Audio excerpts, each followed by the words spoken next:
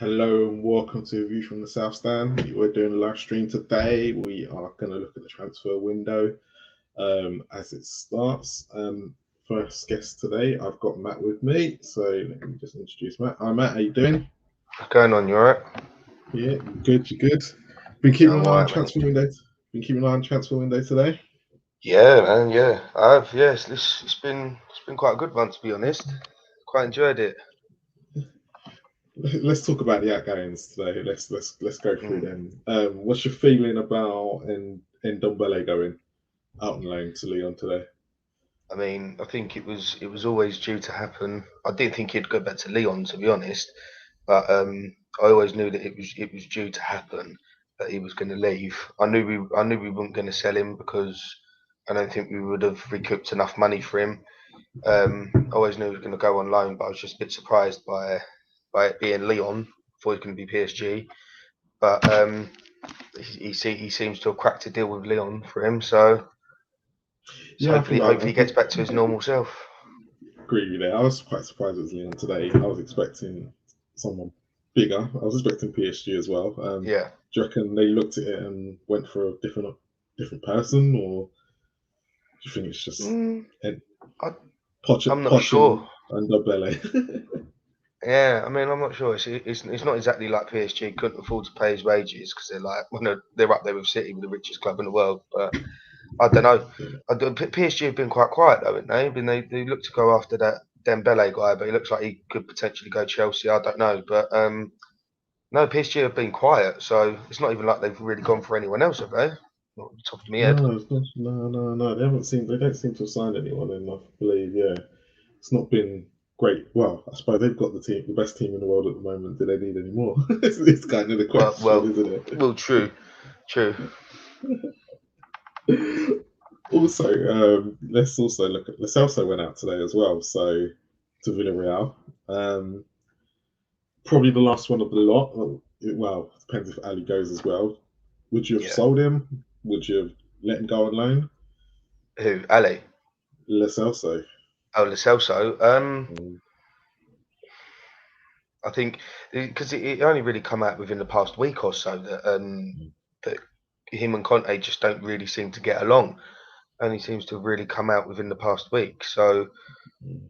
I mean, again, I think it's difficult with how much we, especially with how Tottenham work, with how much we pay for players. If we do sell them, we try to get a minimal profit, if not lose the tiniest bit of money on them. And I think, Yeah, especially with like the Ndombele one, how much do we pay for him? Like 55 million or something, wasn't it? Or yeah, 65? yeah, Like I 68. know it's got that obligation to buy for Leon, but I mean it obligation to buy for 65. So we're gonna break profit, or we're gonna make not even make profit, but break even there. Yeah, Lo Celso's one we bought him for what 20 odd 25 or something like I think it was like that. 30 in the end. Yeah, I was even 30 again. We ain't gonna get 30 million for him, so you might as well flog him out on loan. Hopefully he plays unbelievable for Villarreal, comes back a different player, and we can have him, yeah. or or we try and recoup some money for him, if not lose a tiny bit of profit on him. But it's difficult for him to go. I'm surprised with the Ali one going on loan, but I was listening today, and they said apparently it's a rule in the Premier League that you can't have more than two loanees Yes, from which Everton Premier League have. clubs, and obviously they've got Yeah, Van der Beek and they got Blake. El Ghazi on Yeah, loan. So I think that Ali going there potentially 40 million, but it's a bit of a weird breakdown of the potential sale. That it's like we get 12 million if he plays 20 games, which I'd like to think yeah, he'd play over 2.5 years if everything's right that he's signing 2.5 year deal, and then yeah. potentially rising to 40 million. That's a big leap. I want to know further breakdown to it, whether it's goal based, appearance based, I, th- assist I think based. it, I think it's proper. Yeah, from the sounds of it, it's really performance based, and the deal after 2.5 years could be about 40 odd million, Mm, it's a lot of depending on, money. yeah. But he's got to perform, and that's the risk that I suppose Spurs have taken. Well, Spurs have taken is going. If he doesn't perform, we can get 12. If he does perform, we get 40. So Mm, it's whether Lampard can get a tune out of him now. I And think he that's will. I think he will. I think it's a good move. It's a good move for Ali, to be honest. I think Lampard will get the best out of him because Lampard knows how to play that kind of role. I mean, he was more of a centre midfielder than a 10 in his playing days. Granted, the game's developed a lot since Lampard played, but I reckon if literally you couldn't get a more perfect kind of mentor slash manager than Yeah. Lampard. It'd either be Lampard or Gerrard, and I wouldn't have thought he would have gone Villa. So I think it's a good fit for him, to be honest, at Everton, if he does go there. That is. Yeah, it looks like it's according to Sports News, it's just minutes away. Let's talk about Brian Hill. What happened there? Yeah, so it's a bit like the poor fella ain't even been given a chance, really, is he? Do you know what I No, mean? it's a bit, as everyone's been saying, it's a bit surprising he didn't to um, go on loan to a Premier League side, but But you then, know, I feel like I wouldn't say he's proven in Spain, but he's come from Spain where he played quite a bit. I feel like he was a bit of one where if he goes to a Premier League club, not many Premier League clubs are going to fancy him because they haven't really seen him play. Whereas in Spain, he come from Spain, he's Spanish. They know how he plays. Probably suits Spanish style of football better, to be honest. Andrew, welcome to the show. Hello, Just hello. just quickly talking about Brian Hill going out on loan today to Valencia. What was your opinion on that? Would you have kept him in England? Would you have kept him in the Spurs thing, or do you think the loan will do him benefit going back to Spain? I think, to be honest, I think it would do him a lot of good. He needs those minutes on a consistent basis. But I understand why Tottenham done it. Personally, I probably would have kept him because a couple of times in the cup games he's been a good impact player. But I think now we've got the couple of signings in. I don't think he was going to get a lot of game because I'm sure that Bergwijn's going to be kind of our first choice out wide player, and then looks like depending on who starts out. Kuvalevsky and Mora, the other one's going to have to come in as well. So there won't be a lot of opportunities for Brian Hill. So I understand why they've loaned him out, to be fair. And was also just talking about Lascelles and then Ndombele just before you came in. Good loans for both of them. Yeah, yeah. It made sense, to be fair. And Ndombele had to go. It was very evident that Ndombele and Antonio Conte just didn't get on. That was so evident. And I just think it was when he secludes him from training for the last kind of week, a couple of weeks before the end of the up to the international break. I think that it was just obvious that he was going to go. So him getting out the door, probably a good thing now, kind of frees up our wages as well. And I think more like Dele Alli needed to leave because he's been stale for a good 3 years now since the Champions League final. Kind of that year, people were talking about him being stale. So, if we can get 20, 30 million for Dele, I'd say I'd let him go. And it looks like that's what the case is. So I can't see Leon taking up that buy option for 65 million. I have no idea where that buy option is coming. How do you make money on him? How does that make any sense? But personally, I mean, if they do buy him for 65 million euros, it will be one of the best sales I think Daniel Levy's ever done, because for Tottenham, he just hasn't done it for us. He hasn't wanted to work. He's not a Conte player.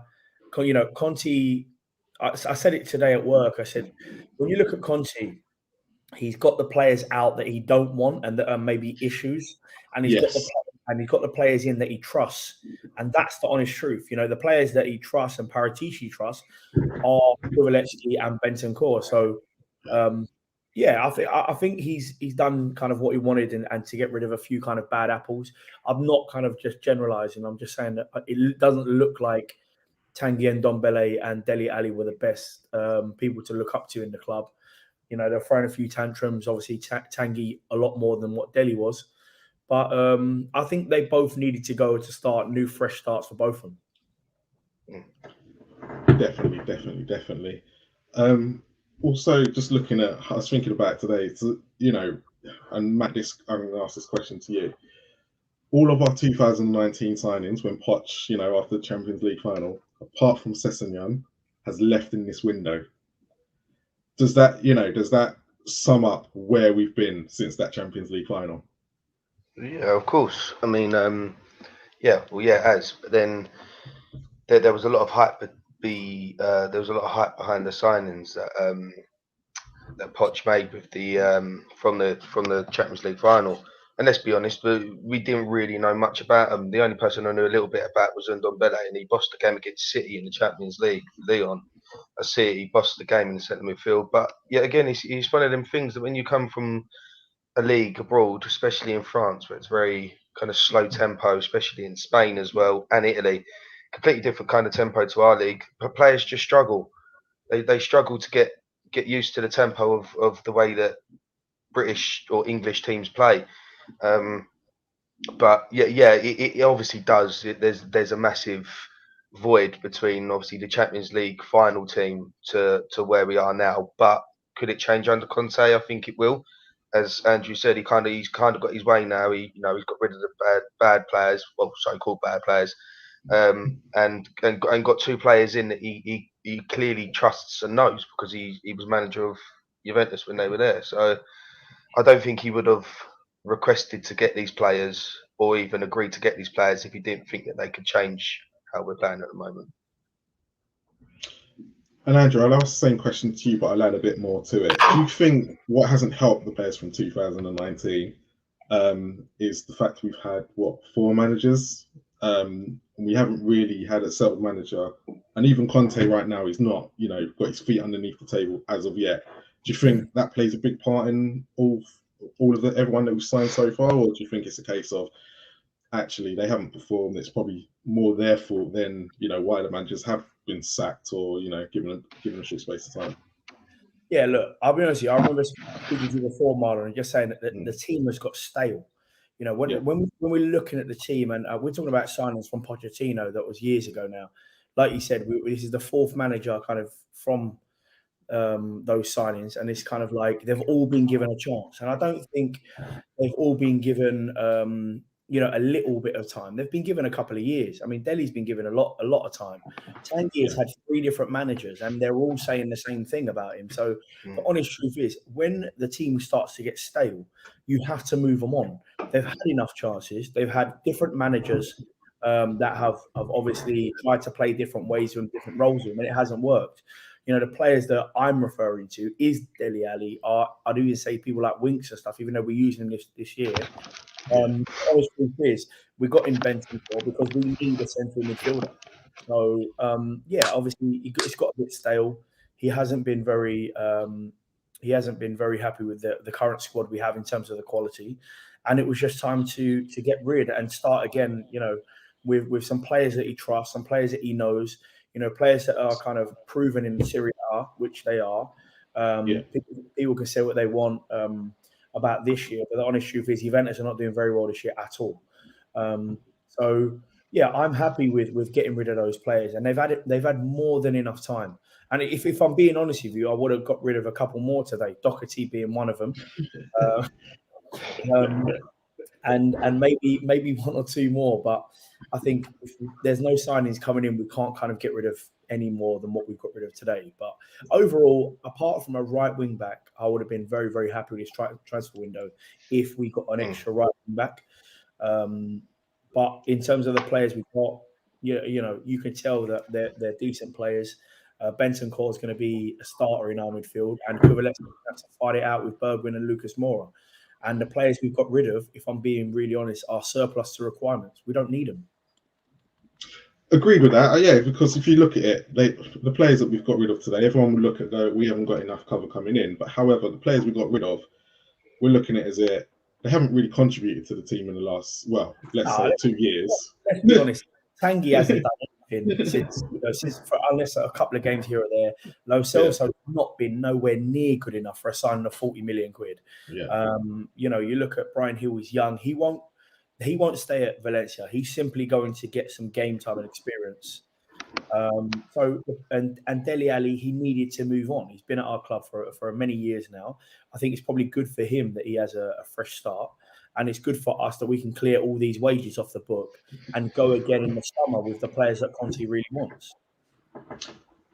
Ryan, welcome. Nice to see you joining. Just quickly add you in on that. We're saying, so everyone from 2019, apart from Ryan Sessegnon, from that summer transfer window, seems to have left in this window. does that say a lot about our recruitment over the last couple of years? 100%. Our biggest problem has been recruitment. Other than employing a piss poor manager in Nuno, our biggest problem recently has been recruitment. It hasn't been good enough. If you look at, like we just said, you spent 40 million on Lo Celso.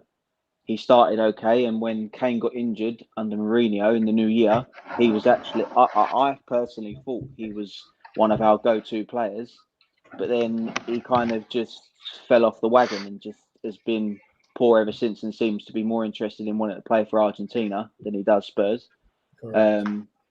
Ndombele had literally the world was his oyster. He could have been one of the best players in his position in the world, which is probably why we signed him.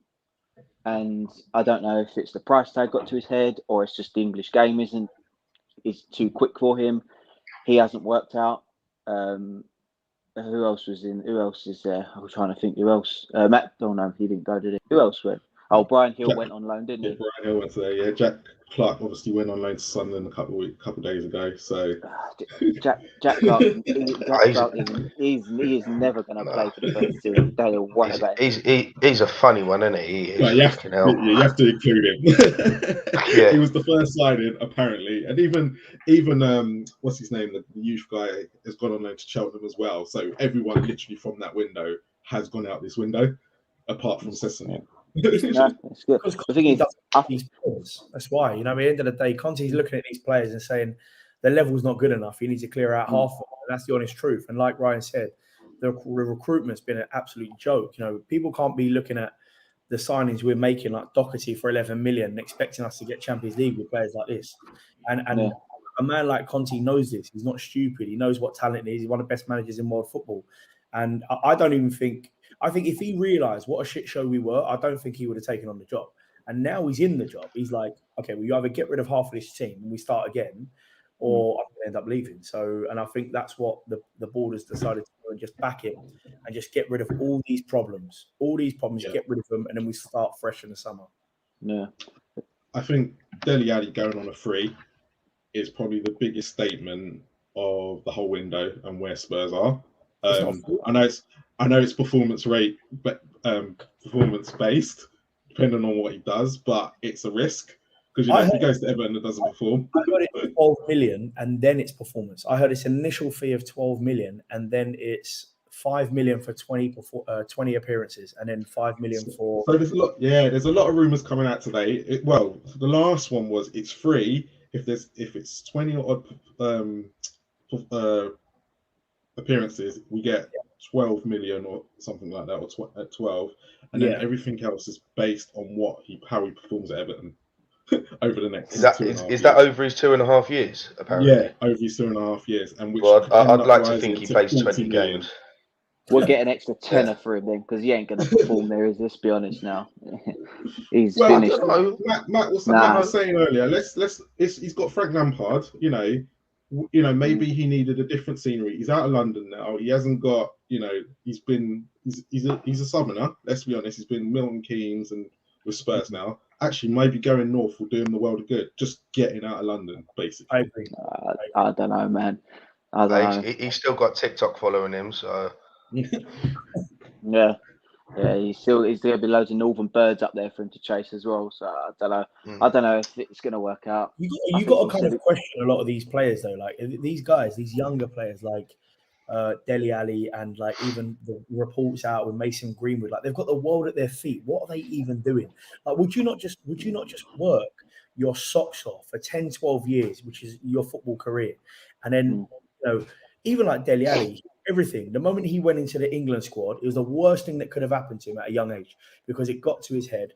Then there was a link with Real Madrid, I think that summer, after he got into the England squad. And all of a sudden, he's just been pony since then. So someone like Dele Alli and these young players, I know they're getting in trouble, even Grealish is getting in trouble. Just you think, why are you not just switching on for 10 years? Just switch on. That's it.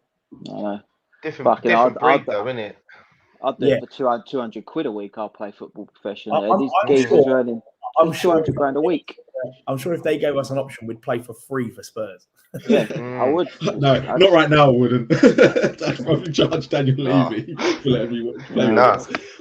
It's for us. I think Andrew, you make a great point. There is actually, if you look at the players, you've got to have the Harry Kane attitude, and it's kind of, you see everyone outside Tottenham really hates Harry Kane.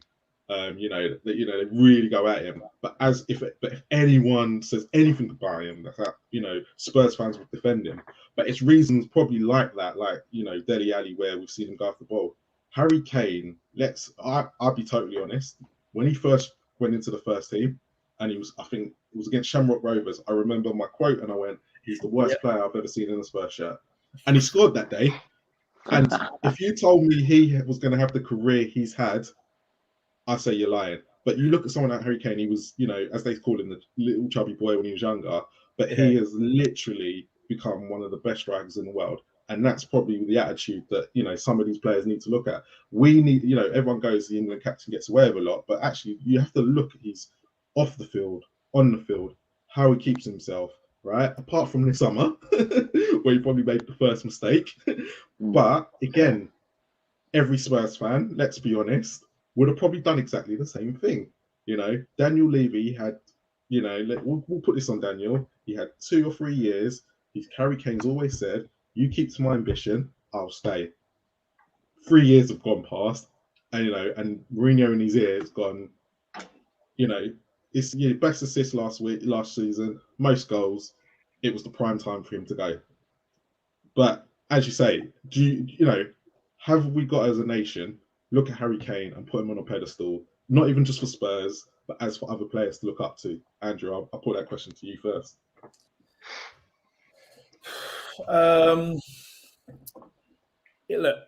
It depends really, because we've got players that they're going to look up to, but we need more leaders. We do need a lot more leaders. It's not going to be that easy. Harry Kane and you can see a couple of others. Hugo Lloris is another one. He's a leader, but we need more people that are going to take the angle a little bit more for themselves, because we can't rely on everyone else. They can't rely on Harry Kane. They can't rely on Hugo Lloris. They need to rely on themselves. They need to step up themselves. And that's the big problem with our team at the moment. We kind of hide. When it gets a real tough game, we start hiding. And for me, that's why a lot of the players are not trusted. They weren't trusted by Jose Mourinho. They weren't trusted by Nuno, and now they're not trusted by Conte. So we need 1 or 2 more leaders. But I think everybody just needs to understand the position they're in at Tottenham and just take the reins a little bit more from themselves. And that includes players like Doherty and ones that haven't had great seasons. So yeah, we do need more leaders, and I think that's what Conte wants. He wants people we can trust, and he's definitely going to get 1 or 2 leaders in the summer, from what we're hearing. He needs big personalities with big confidence, and then I think that will push the team on. To be fair. Let's talk about the signings now. So we've spent a lot on what's going out. So there's only been 2. Matt, I'll start with you. I'm not even I'll try and pronounce both, because we've now got some names. Mate, I ain't got a Scooby out to say their names, to be honest. Let's talk about Benton Core, I think it is, midfielder. I saw the signing, and I was a bit like, okay. And then I looked at it and went, what does this mean for Skips and Winks? Because if I look at the games that, for the last few weeks, Højbjerg is the one, he's going to go with.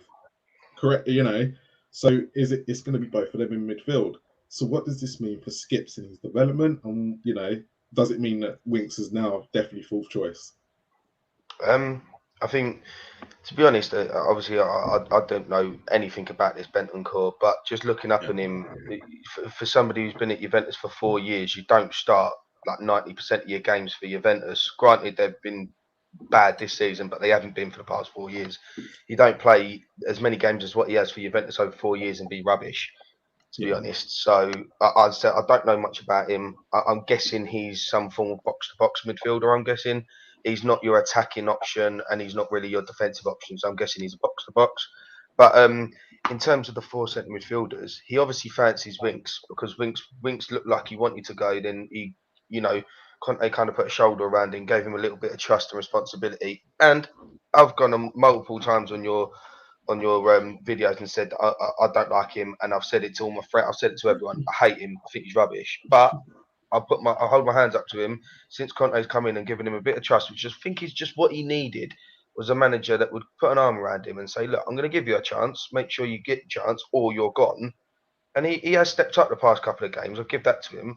But for me, I think the person who I don't think Conte will fancy Højbjerg, to be honest. I think if you look at them three, because obviously we spent nearly 20, or could be 25 million on a player, he ain't going to sit on the bench. I think Højbjerg's the one who could be not on the chopping block, but I reckon he's the one that you could see on the bench a lot more. I really do. I think you'll see Bentancur and Skip together.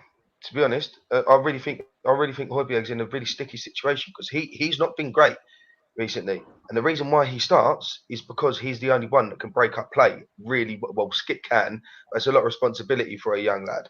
Do you know what I mean? Højbjerg's there to break up the play, and as I said, I don't know what this Bentancur brings to the club. I don't know, but I do really think that Skip this move will help Skip and hinder Højbjerg. I do believe that. Ryan, I'll ask the same question to you. So yeah, which one of three will it be once Bentancur gets settled in? Who do you think will be sitting next to him? Will it be Skip, Winks, or will it be Højbjerg? I don't think it'll be Winks. Although he has been good, I don't think it'll be him.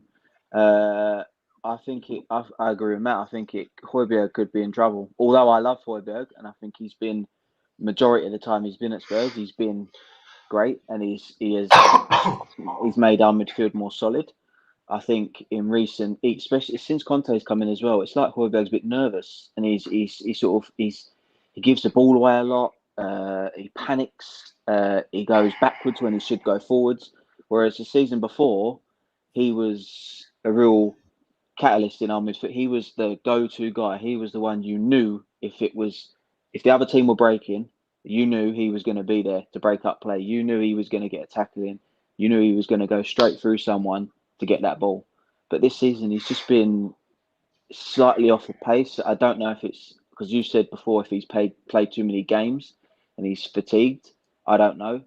But I think if it is going to be out of him, I think it's going to be Skip that will start. I think Conte rates him higher. But then again, I don't know if the direction that Conte wants to take us in, if he feels he can trust Højbjerg more because of experience. You're putting a lot on Skip if you want to carry us to the top four and beyond that. I think it's a lot to put on Skip. He's still developing, he's still young, whereas Højbjerg does have that experienced head.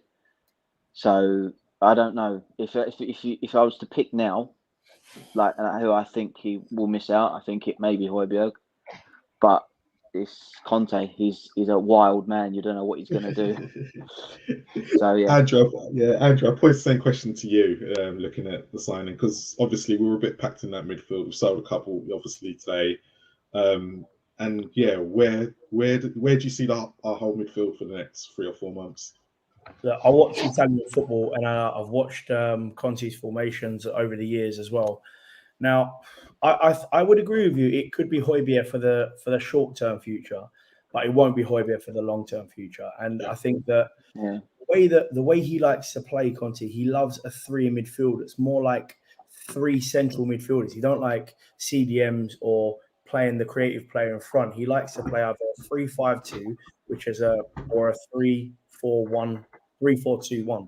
So if he's going to play a 3-5-2 with a 3 in the middle, then I actually think in the long run, Bentancur starts all day long. Skip starts all day long, in my opinion. And I think the other position is depending on how good or how tired Højbjerg is, if I'm being honest, because he does look tired. He has had a lot of games, and he wasn't the same from last year to this year. So I actually think it's going to give them all a kick up the backside to say, listen, we've got one here on the bench. Any of you have a bad game, you're off. And that's the way it is. I think that the way that Conte plays in that 3 central midfielders, he doesn't really use a creative midfielder in that. It's more like a flat 3. Unless he changes it now and goes to a 3-4-3, then it would definitely be Højbjerg missing out, if I'm being honest with you. So personally, I think for the short-term future, Højbjerg will drop, and then I think Winks will drop. I really do. I don't think Winks will sustain the performances. What I think Højbjerg will get a lot better. So in my opinion, it's a good signing for us. He's a left-footed midfielder. Seen a bit of him actually in Serie A, and actually quite impressed with the way he handles the ball, the way he tracks back. Which is, by the way, that's the biggest thing. The reason why Conte's got him. He's a great tackler of the ball, and he tracks back like you wouldn't believe. So they're two attributes that Conte will love in that team. And I just don't think we need to be looking at creative midfielder, CDM. I think he just plays in a flat three, and the wide boys are doing the key work with the three up front or the two up front. That's just the way that Conte has been playing in over his years, unless he changes his systems and surprises me. I don't know, but we go 3-5-2. For me, it will be Højbjerg until he gets his levels up, and then after, I think I can see Winks dropping to the bench. And I'm just keeping with you for a minute, Andrew. I'm just wanted to know your opinion on this one. So, obviously, Juventus were announcing probably in the last 24 hours that Bentancur was coming to Spurs, likely to be. And I would say it was probably a mixed bag reaction from the fans. If I put it politely, a bit like how we felt about Ndombele was how the Juventus fans were seeing it. So I just wanted to know what your take on was that. You said you watched a lot of Serie A games, and admittedly, I'm looking at it going. I've seen highlights, reel, and stuff like that. He looks like a tough tackler, but it looks like, from the sounds of it, he gives the ball away a lot, and he's very backwards and sideways, from what a lot of fans have been saying. So just wanted to know, if you wanted to elaborate on, is this stuff that Juventus fans saying true? That because we were warned about Højbjerg as well from Southampton. We were warned about Doherty from Wolves, and we're starting to see it for ourselves. So it's another case of, is it going to be deja vu? I don't think it's going to be. I'll be honest with you. Listen, Juve fans know him better than we do, of course. But in my opinion, from what I've seen of him, he was forget about this year. But last year and the year before, he was a key player for Juventus, a real key player. And to be honest with you, Juventus levels have gone down so much that actually, can you really just blame one player just because he's given the ball away a lot? If we looked at it at the start of, let's say if we asked the Juve fans about the start of last season, none of them will be saying that. He was one of their key figures in that midfield. And he actually was the one pushing the team forward, winning the tackles, moving the ball up. This year, the whole team's been shocking. Where are they? 6th in the league, I think they are. They're or 5th in the league, wherever they are. They're not doing well. So I wouldn't just put that on him. I mean, if you look at the stats on all of those Juve players this year without Ronaldo, they're poor. They're so poor. So I wouldn't really gauge it about this year. But last year and the year before, Bentancur was a starter. Do you know what I mean? He was playing all their Champions League games. He was playing their Coppa Italia games. He's a good player, but we need to get his confidence back up. I'm sure he's had a tough time at Juve. And I know he's played 20 games this year. I think he's played 19 games this year. I think he started 11. So he hasn't started a mass amount of games this year. But the honest truth is, you give that boy confidence, he's got attributes. He's got attributes that we need in that midfield. So me personally, I'm not being negative on this one at all. I actually urge the Spurs fans to be a bit more positive on this, because I've seen a lot of him last year as well, especially. And honest truth is, I think he's a very, very good acquisition for Tottenham. We could have done a lot worse. Do you know what I mean? So I think we should be very positive about this signing, especially this signing. I know a lot of people are going to be like about Kulusevski, but I think this is probably the better signing. And I wouldn't worry about this one too much, if I'm being honest. Ryan, I posed the same question to you. You mentioned some of the players from Spurs you didn't like. If Everton fans were looking at the Dele Alli situation right now, and we were to tell them, would they be excited about Dele Alli? Probably not. So, what do you make of the Juventus fans' reaction to selling Bentancur to us? Well, I agree with what Andrew said. You can't just put everything on him. Juventus have been poor this season, so you can't just blame him for anything. But I personally don't know a lot about him. When we were linked with him, I'd obviously done what probably most fans did, looked him up. And I looked at his stats and I was like, well, he's not really a goal scorer. So we're obviously going to be using him as a defensive midfielder, which is fine. I don't mind that because it's the way Conte plays. He wants a solid bank in midfield. But then I looked sort of further into his stats and stuff, and I feel like it could be a case of in time when he's back to his best. I feel it could be one that Juventus may look at and think, shit, we let a good player go there, and probably let a good player go there for a really low fee. Like, what was it? 20? Is it 19 raising to 26 or something like that? Something like that. I think that's relatively cheap for a player that is, like we said, was a key starter for them in the last couple of years. I think that's quite cheap for a player. Can I just stop you 1 second? I've just got his numbers up on my phone, right? If we're looking at this season, like let's say the last 3 years, I know he was on loan once at Atalanta as well. This year he's played 19 games. Last year he played 34 games. The year before he played 30 games, and the year before that he played 31 games. In the Champions League this year he's played 5. The last 3 seasons before that he played every group game. So if he was that bad of a player and he loses the ball that much, how could he be such a first team player with all of those stats for 2 clubs? No, I agree. I don't even think you can compare this to the Dele Alli situation, because Dele Alli's been dreadful for 2 or 3 years. Correct. And he hasn't even started a lot of games. Yeah. So I think we're going to look at it like Juventus have let a good player go, and we've actually, if this Dele Alli deal rises to 40 million, Everton are stupid. Like they're just stupid for that, because to be honest, he is not worth 40 million. If it raises to 40 million, Dele Alli's done well. Let's be honest. That's the only way that's going to happen. So have we. Yeah, but it's a case of Dele Alli's got to do well, but Dele Alli's got to be producing the numbers he was 2-3 years ago. Yeah, I don't think we're going to see that 40 million, but you never know. Probably includes a Ballon d'Or clause or something. Don't worry about that. Yeah, or Champions League qualification, something stupid. But yeah, it's one of them. Matt, I'll come to you on our other signing. I'm not even going to try and pronounce his name. Again, I think for this one with Dejan, you got to try and pronounce it. Yeah? I'm not having that. Kulusevski, I'm going to call you for now. Dejan. I'm just looking at if you've got any Swedish fans, they're going to be really pissed off with you. Oh, mate, I'm so sorry. Yeah, but he's probably the most un-Swedish name ever. No. Looking at him, were you surprised that you're bringing in another winger?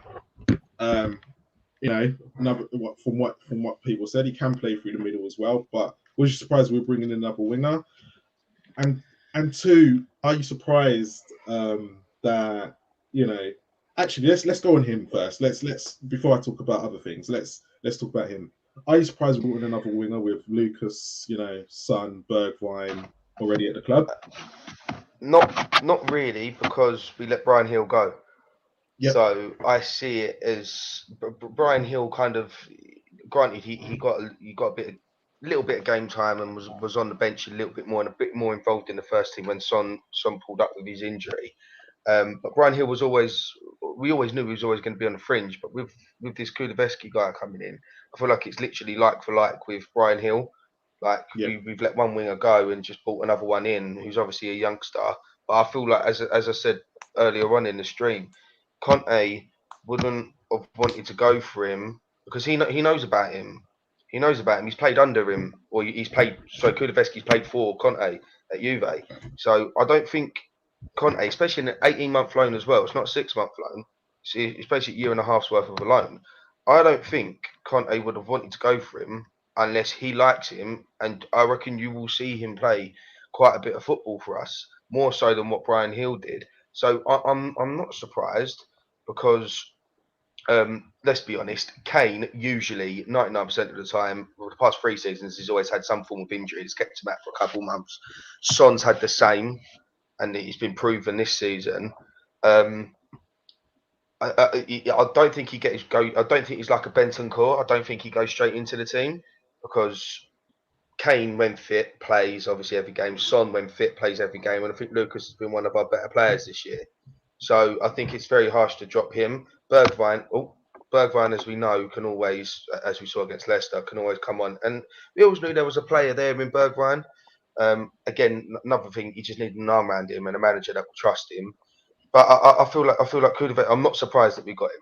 To be honest, I'm not. It is said it's like for like with, and also we've been crying out for some attacking players, haven't we? No, Yeah, we have. true. Obviously, we need a backup striker to Kane, but unfortunately, I was discussing this at work today as well. Unfortunately, there's nobody out there who will make a slight difference to Spurs, who is going to come in and be like, I'm going to kick Kane out of the first team, because it's not going to happen. And not many players who will make, as I said, will make a change at Spurs will be happy to come and sit on the bench. We've been linked with Morata. Now, Morata ain't going to come in and sit on the bench, is he? Do you know what I mean? We don't need a donkey like that. That is just no, I'm just saying. I was donkey using him as an example. I was using him as an example. A player that has got. He's played for big clubs. You know what I mean? And a player like, and even when we was linked with Vlahovic, I feel like the only way Vlahovic would have come, A, would have been if he would have got Champions League football, and B, if he would have played two up front, because he ain't going to sit on the bench. That's my point I'm making. It's good that we're getting more attacking options here. I think that's what we've been crying out for as well. Obviously, I'm surprised that we're not going in for any form of like a wing back either, but we might cover that a little bit later. But in terms of Kulusevski, I feel like it's like for Hill, and I think we'll see quite a lot of him because he's played under Conte before. Andrew, I'll put the same question to you. Again, surprised or actually it's something we needed? No, definitely something we needed, 100%. You know, we've got kind of the players that can play in wide positions, but Kulusevski can play up front as well. So, for example, if we do have like cup games that, even like for example, if we were playing the Morecambes and them boys, we could rest possibly Son and Kane and play Kulusevski up front on his own. So like he can play both positions.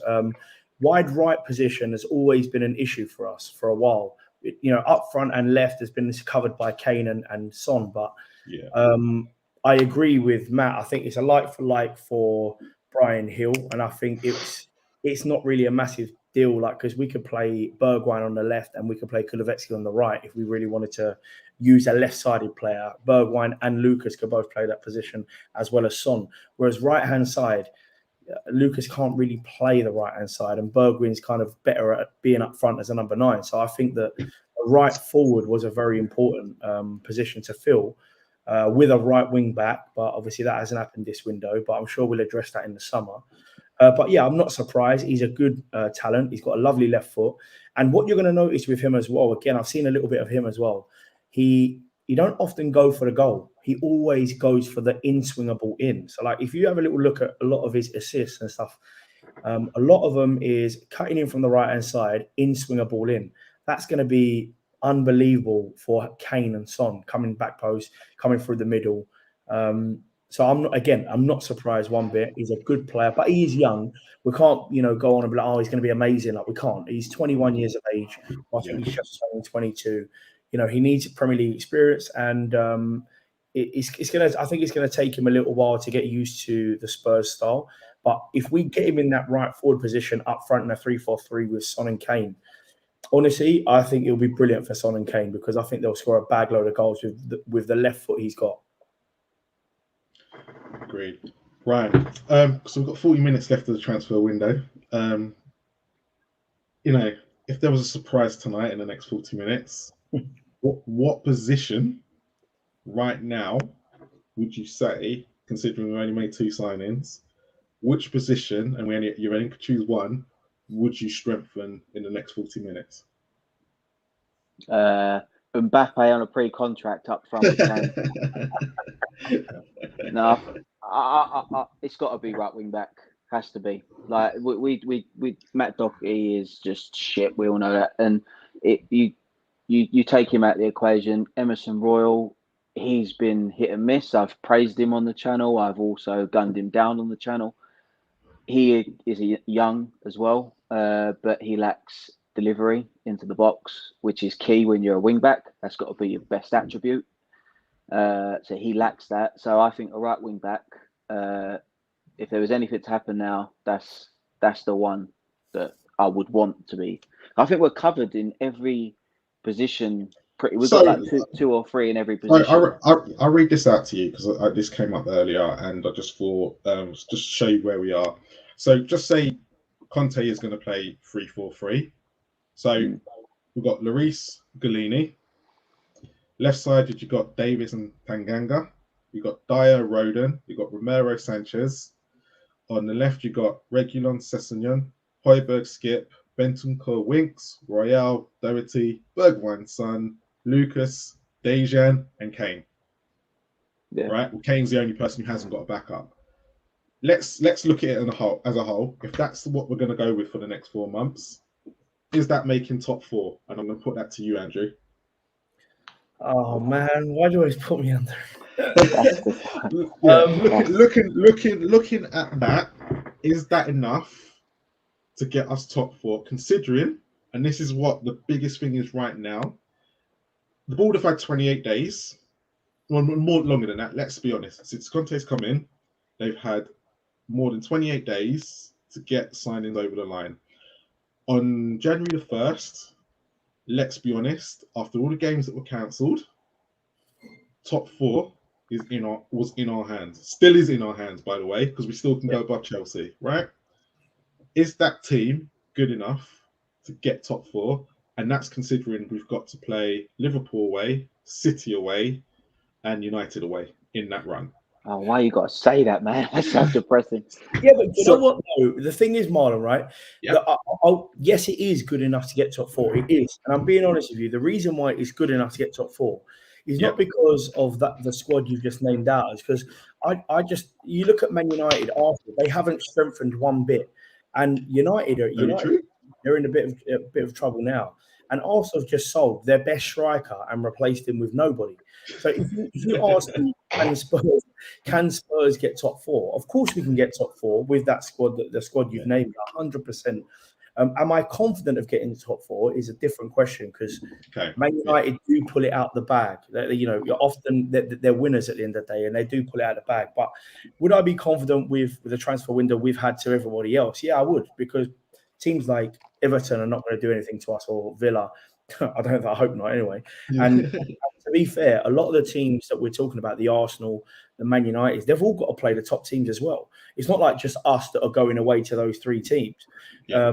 I'd be quite confident at Man United, because at home they don't look that great. And in terms of playing Arsenal at home, I'd be confident in that game. We've got Chelsea away out of the way, which is good.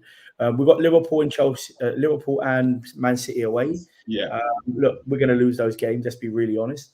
But in terms of the others, you don't need to beat those teams to get top 4. You beat the teams apart from those, and you're going to get top 4. We've got 3 games in hand over Chelsea, or 4 games in hand. We've got Burnley, Brighton, and Arsenal.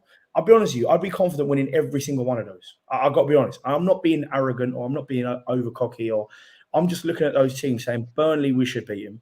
Brighton, we should beat them. And Arsenal at home, I'd take a minimum a draw or a win. That's what I'd be looking at. If you look at getting them results I've just said, then Spurs have to be one of the favourites, because I don't think the others are playing that well, and they're going to blow us out of the water. It's going to come down to the last couple of games of the season. So even if we didn't make the Kulusevski or Bentancur signings, I would have still said we got a chance.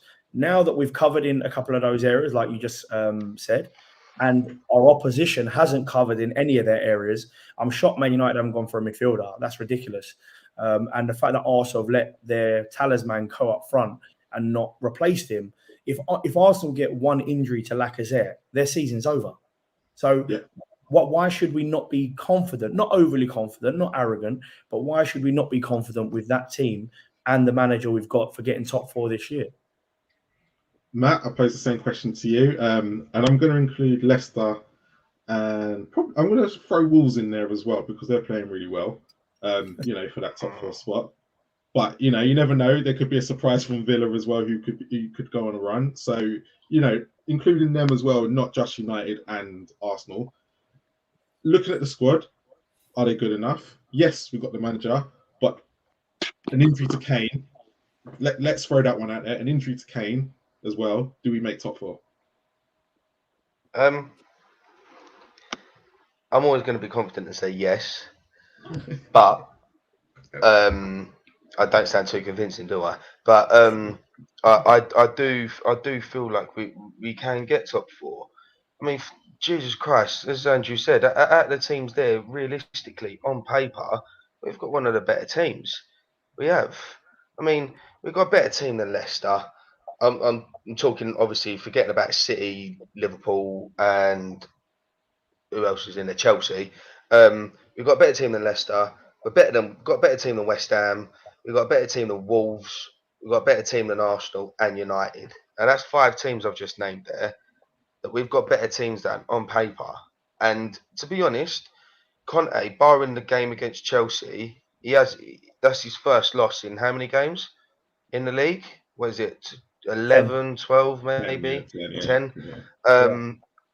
So we've dropped a couple of points, but we always know it's always a Tottenham thing that we always struggle against the so-called top 6. I'm putting in there, and that's me including United and Arsenal in it. We've always struggled against them, but I feel, and I've said it for a long time. You shouldn't judge us on not getting top 4 purely based on the fact that I think Andrew covered it earlier that Conte has got shall I say, inherit so much shit that he's finally got his way and got in January he's got rid of a handful of people, and in the summer you'll see him get rid of the ones they couldn't get rid of in January. Judge us after our next season with him. Top 4 is important, yes, and I do feel like we'll get it, but he's got rid of shit and he will continue to get rid of shit in the summer. But top 4 is vitally important to us this year, so we can get better players in next year. Yeah, Completely get that. But I feel like yes, we will get Champions League, but if we don't, I don't want Tottenham fans to be like, oh my God, it's happened again. Oh my God, what's going to happen? We're comparing everything to Poch's time at Tottenham. Relax, man. Let Conte have a whole season in charge. Let him have a pre-season where we can get rid of all the shit in the changing room, get in the players that he wants, and actually finally get us playing decent football. Because I don't think we've really played 5 at the back. Mourinho did for a little bit, but that says it all because we were playing awful football under him. We've got a player in that we've got a manager in that plays good football, a serial winner. Yeah, he's had better players than what he's had at Spurs at previous clubs. I get that. But let him have a full season in charge, and I can guarantee you will see we won't have to worry about top 4 next year at all. Top 4, I'm telling you now, top 4 will be there next year. But I do feel like we'll get it this year. I do. But I don't want Tottenham fans to turn their back straight away if we don't, because it's not the end of the world. Let the man have a full season and watch him work wonders. Ryan, I pose the same question to you, and I just throw this out there as well. Out of the top 4 opponents that I've mentioned, obviously we've got United away, Arsenal at home, we've got West Ham at home, and we've got Wolves at home. And if you want to include Villa, I think we've got Villa away, and we've done quite well when we've gone to Villa Park in the last few times. So, is it realistic that we can get top 4 on the Conte? 100%. I think this January transfer window has shown a lot of things. Like you said, with United not signing any players, Arsenal not signing anyone, letting their best player go. Who else hasn't improved? If you want to throw Leicester into the mix, I don't think they've signed anyone in January. We've got them at home as well, so another home. But they've not signed out. I don't know if Wolves have improved their squad dramatically. That's 4 teams that haven't really improved their team. And there's still a long way to go in this season. So I think it is. We've obviously got the games in hand. I am confident that we can get in there. I really am. Even if we were level on, had played the same amount of games as the other teams, I'd still be confident. Not arrogantly confident, like we said, but I just think I think we do have. I think the only squad really out of the teams that are in and around us that really rivals our squad on paper is United, because it is full of winners. You've got Ronaldo in there; he'll drag them out in the mud time and time again. So I think it's now. Although I said United haven't improved their team, I think it's a straight shootout between us and United for top 4, because Arsenal are going to fade off now. You know, they're relying on Lacazette and Nketiah. Them two ain't going to get them in the top 4. Let's be honest now. Leicester are probably even more inconsistent than we are in the league at times. They're so inconsistent. So I can't see them getting anywhere near it. West Ham are still in the Europa League. The further they go in that competition, their season's gonna fade away if they get injuries, fatigue, and stuff like that. Because their squad's not massive. And to be honest, that's happened already. Their squad's proper thin. Yeah, so they're not. I think they're going to fade away. We've got 4 games in hand on them and only 2 points behind them, so I think they're going to fade away. Wolves, I think, lack leadership and being in a situation like that to be able to run the full race. So I don't think we really have to worry about them. So I think it is, and I think the same with Villa. I think that they've not been in a situation like that to be able to go the full distance. I know they've got Coutinho in, which is, by the way, a fantastic signing. I'm very jealous they got him in. I don't think that's enough to carry them up to 4th or anywhere near there. So I do think it's a straight shootout between us and United. And I think that game at Old Trafford, I'm not sure when it is, but that game at Old Trafford is going to be massive.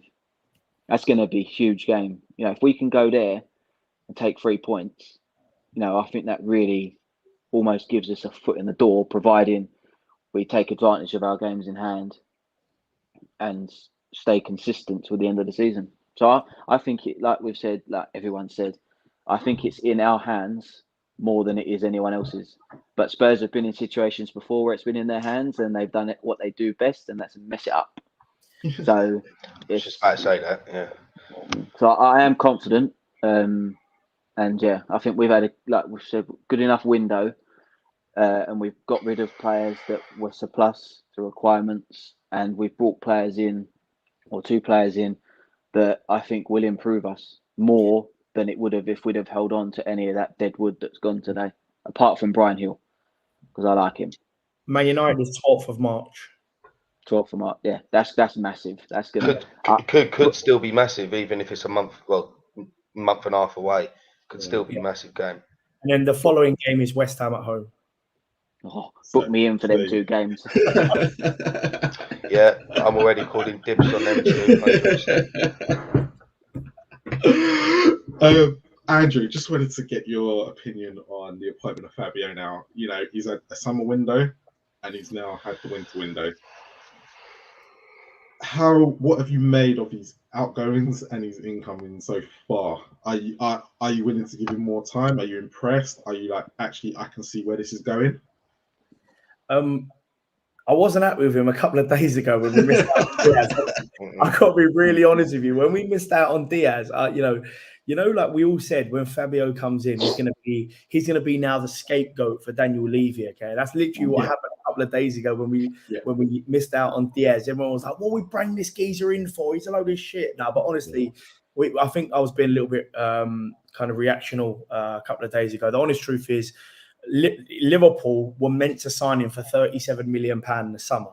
It's only because we came in that Liverpool stormed in for him, because that was the player they wanted in the summer. So I don't think it matters how long we kind of dwelled on that Diaz transfer. I don't think he would have come to us.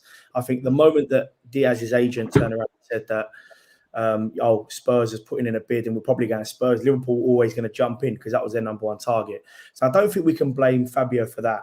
Look, I like the fact that Fabio's got a lot of links. I like that he's always on the transfer side. He's looking at that side. I think without Fabio last year, if this happened last year, without him, I don't think we would have had any signings this year. So the good thing is, because he's got those contacts in Italy, I think is the reason why we raided Juventus for Bentancur and Kulusevski. So, of course, someone like him who actually knows football, like the back of it, properly knows football. We need someone like that in our club, because even Frank Arneson said a couple of days ago, I don't know if you guys saw the interview he done on German, I think it was German TV or Dutch TV. He turned around and said that Daniel Levy's really good at negotiating. He just doesn't understand the game correctly. You don't understand. We can see that. He said he loves the club, Daniel Levy, so much. And by the way, I'm not on Daniel Levy's side. I think the geezer's a joke. I hate him. But honest truth is, like Frank Arderson said, look, I worked with him. He loves Tottenham to pieces. He just don't get the football inside of it. And that's the reason why we brought in Fabio. And you can see that because we messed up on Diaz, and then 48 hours later, we got 2 signings. So we can't really be too annoyed. And the 2 signings are not shit signings from crap sides. They're 2 signings from Juventus, and he's done well to get him in. But I think we give him a little bit more time. I actually think, I might be putting my neck on the line here. I think he's going all guns blazing in summer for Dybala. I really do. I genuinely do. There's a lot of links with him and Dybala. I hope so. I really hope so. Yeah, honestly, they're talking about him trying to get it done before kind of March, because you're allowed to talk to Dybala now from February, and you can sign a pre-contract agreement now. So, look, I think it's good that we've got someone like him who's got all of those links. I think he's done relatively well. I don't think the Diaz signing, or lack of signing, shall I say, is going to hinder his reputation. Everybody knows in football how good he is, like Damasio, Fabrizio Romano. They all say he's a workaholic. He understands football really, really well. So, look, we need to give him a couple of years because he's come into this shit show of a club, and he's gone, well, he's shit. Well, I need about 19 players here. Like, do you know what I mean? So you can't just after one transfer window be like, oh, no, he's not good enough, because he's got us a couple of decent signings in 24, 48 hours. So he showed in a way that he can do it. But we do need to see a little bit more quality in there, like a Dybala, like, a Kessie. I know Kessie's probably going to go to United, but these players, he has links to them. So, and that's a very, very key figure in a club, because Daniel Levy ain't got links to no one. The only link he's got is the links with his girls, the lack of girls that he's getting. But you know what I mean? Like, at the end of the day, Fabio Paratici, he is what he is. He's a workaholic, and he can get players and signings through the doors, even if you're in trouble, like we were a couple of days ago with Diaz. So yeah, I'm happy with him, but I do want to see a big sign in the summer. I want to see a Dybala or something like that. Even a Frank Kessie, and even if that's out of Italy, maybe a signing from La Liga or Germany. You know what I mean? I want to see what he's got really, but at the moment, I'm happy. I was going to put that to you, Andrew, because you know Italian football. Are you worried that with Paratici that he's got links just to Italian football and knowing players from an Italian-based teams? Because you just said then about seeing what he's really about. If he can dip his fingers in a couple of pies in Spain and in Germany and potentially in France, because we know that he can do it in Italy because he's got the links there. So, and that was a question I was going to put to you. I've completely forgot about Dybala as a free agent. I was going to say, if there's one player from Serie A that you reckon realistically Patrici or Paratici could get, who do you reckon it would be? And then when you mentioned Dybala, and I thought you've just answered my question without me asking it. Yeah, honestly, the honest truth is, someone like Paratici, who's been in Serie A for 12 and a half years, he knows it like the back of his hand. Of course, he's going to have many, many links. He's got links to the Italian league. He's got links to the German league, which are a couple of players that he bought from Germany when he was at Juve. And he's got links to these Uruguayan players, which is quite funny because he's bought and sold 4 of them. So he has links all over. I'm not saying it's just in Italy, but because obviously he dominated Italy for 12 years, he's going to have a lot of connections with the agents and the players in Italy, of course. But I wouldn't be too focused on be like, oh, he hasn't got links with anybody else, because he's bought and sold 4 or 5 Uruguayans. He's bought and sold a load of players from La Liga, brought them into Serie A, and one of them being Cristiano Ronaldo, by the way. So he's got links to Jorge Mendes and these players. So we need someone like that. I personally, I really do believe he's going to go all guns blazing for Dybala. I genuinely do. I hope so.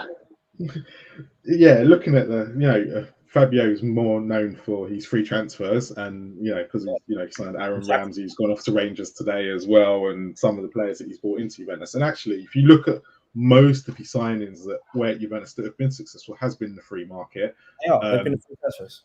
Yeah. So are we looking actually, we've got all these players off the wage bill now to look in the summer where actually Frank Kessie, he might come, it's all of a sudden gone quiet on that front, and obviously rumors going to United. Do you think actually we'll end up having 3 or 4 players that are on free transfers this summer coming in, and then probably spend money on one big signing, just to get to appease the fans? Do you think that will happen, or do you think it's just going to be a case of let's just wait and see? Well, I honestly believe that the first player that we wanted in the summer was Vlahovic. I genuinely believe that. Yeah, I believe that Spurs were going all guns blazing in the summer for Vlahovic to give him whatever he wants. And obviously it hasn't worked out because Juve have just gone, bosh, 75 million. Thank you very much. We'll have him. Spurs were never going to pay 75 million for him. Now, in the summer, it would have been nothing. So he would have been another free transfer that definitely Paratici was looking at 100%, because the links that we had with Vlahovic was massive. But the honest truth is, he didn't want to come to us unless we had Champions League football. The same with Arsenal. Yeah. In terms of the free transfers, he has to look at those because of the club that Spurs are. We're not Man United. We ain't going to pay 100 million for a player. So we have to look at the Frank Kessies on a free, the Dybalas on a free. And by the way, a lot of teams are going to do this, including Man United. So I think Kessie will go to Man United. I think he's a quality player. I think we'll go all guns blazing for Dybala, but also we've freed up a lot of funds for the summer as well. So we've only spent £30 million this transfer window on Bentancur. The other one, Kulovetsky's a loan, if I'm not mistaken, for 18 months, and then whatever happens after that, which is quite clever, by the way, because we don't have to pay him until a year and a half, and then we have to pay the money then.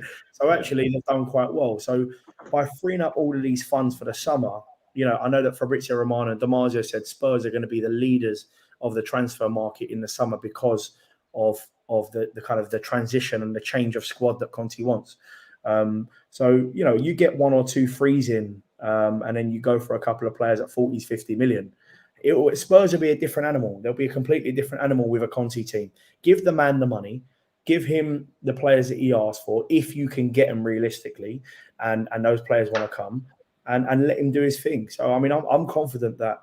Yeah, I agree with Matt, actually. I don't think this year the top 4 is the be and end all. I think you need to give Conte his players and his team. And then we can start talking about winning things and top 4 and stuff like that. Of course, we all want to get top 4 this year. And I believe the 4th place is there. But in the same way, are we papering over cracks if we do get the top 4 this year with the players that we've currently got? So, we've been saying it for a few years, winning the League Cup in 2009, whatever it was, and then going to the Champions League final. We're just papering over cracks. And then we've had players there that have been stale.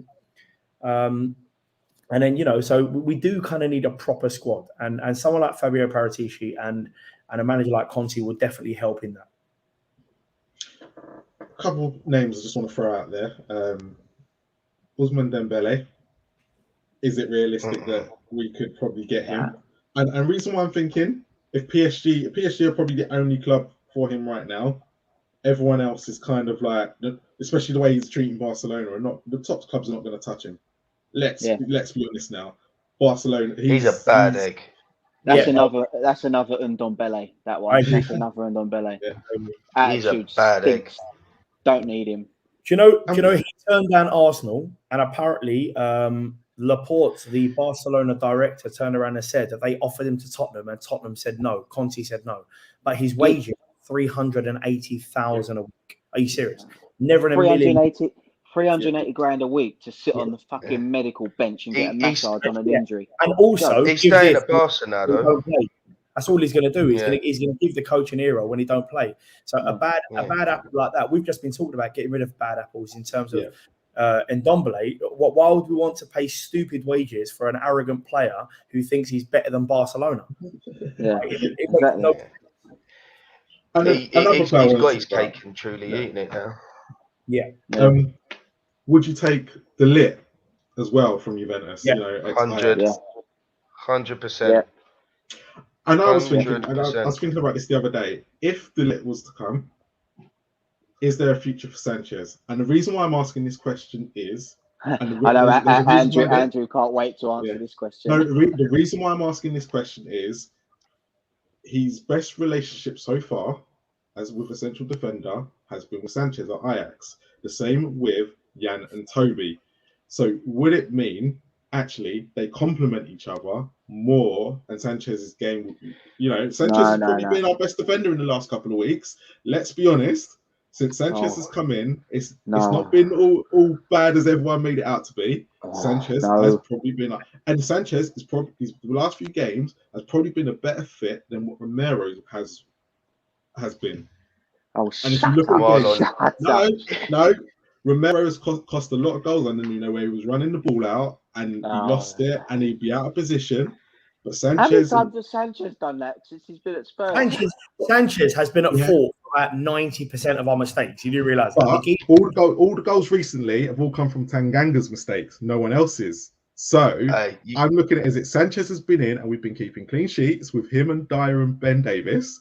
We've not been losing, and to be honest, Sanchez hasn't made mistakes. Why not him and De Ligt as a centre back pairing who know each other's game? You know, because you put Lucas Moore against De Ligt, and De Ligt goes completely can't remember how to defend again. What about against Leicester? What about against Leicester? What the recent game? Sanchez, he was awful. He was all over the place. Well, wasn't he moved centrally? He played in the centre of a three, and But when he's been playing on the right side, he's been okay. But as soon as you moved him into a certain position, he played the right side against Chelsea, and he was ponying. Again, everyone was ponying against Chelsea. Let's be honest about the situation. You would have signed any of our players. But no, I'm looking at as in when you look at central defence pairings, you've got to have a cohesion. And sometimes I tell you the prime example, Birmingham, when they had Roger Johnson and who was the other guy, and they had Joe Hart in goal. They had a central three, and they ended up winning the League Cup that year, survived. Joe Hart then ended up going back to Man City, and who was the other guy? I can't remember the other guy's name. And he got injured and ended up getting relegated. So I look at it as I do kind of get what you're saying, but you need to understand one thing. As Spurs fans, we've been banging on about the quality not being good enough. Why should we keep somebody who we know the quality is not good enough? It's not good enough. So at the end of the day, I'm not saying he can't have a good couple of games, which he's had a decent couple of games. Yeah. And this is what I'm looking at. Yeah, no, I get that. But at the end of the day, we are just papering over cracks now because we've still got a player that's not good enough technically. He's not good enough in terms of his aggression. And he makes mistakes. He's always got a mistake in him. So what's the point of keeping players like that? Because how many times have we come on this show or another show and said Sanchez at fault? Sanchez at fault. Now, you could talk about Tanganga against Leicester, and I get that. But who was not covering Tanganga behind him? He was all over the place. Sanchez and Tanganga about 20 yards away from each other. Like every single time, you've got Tanganga and Sanchez out of position. They're both as bad as each other. If we would have said this a year ago, we would have said, no, Tanganga's okay. He's fine. And Sanchez is the one that needs to go. At the moment, both of those players have shown Conte that none of them are good enough. Both of them are not good enough. So why would Conte keep them? Conte will ship them out and get in another two. Conte don't muck about with players that he knows they haven't got the ability. And in my opinion, Sanchez hasn't had the ability. He's been £48 million signing.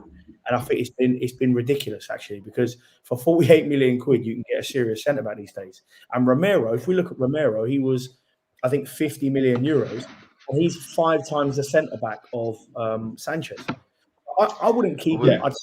I'd sell him straight away. We still ain't paid for Romero though. That's the thing. We haven't. No. He's still on loan, and it's an obligation to buy him for 45 mil, which we will do because we need to do it. But with Sanchez, you can't teach an old dog new tricks. Correct. He's fucking dog shit, and he is. Granted, though, I see what you're saying, Marlon. He's been okay. I get that, but you can't be okay for 3 games and shit for 36. I'm more thinking it's a different manager now, and Sanchez has shown under Conte, and I get everything he's done in the past, and that's what we're all judging him on. But it's just I'm just looking at it going, actually, right since Sanchez came in for Romero, and we were all sitting there worried when Romero got injured and going, oh my god, what's going to happen? But he's actually come in and done a very good job. We're still conceding goals, though, Marlon. It's not like we're getting clean sheets. We're still conceding goals. So it's not like Romero's got injured and all of a sudden we're keeping clean sheet the way we were before. Like we are conceding a lot of goals. We conceded 2 against Leicester. We conceded 4 against Chelsea over those 2 games. We are conceding a lot of goals. So again, it wasn't our normal back three. When you're looking at the games we're conceding, like you said, Tanganga's come in, and like you look at the last month, I think most goals have been, unfortunately, even the Morecambe game have been Tanganga's fault, where he's been not I covering agree. on the corner, not this, not that. And you can't, when you take Dyer out of the situation, when you actually look at the three, I think they've kept 3 or 4 clean sheets between him. If we said 3-4 years ago, Sanchez, Dyer, and Davis were going to be our back three keeping clean sheets, you'd all laughed. Yeah, you'd have all laughed and gone, this is not going to happen.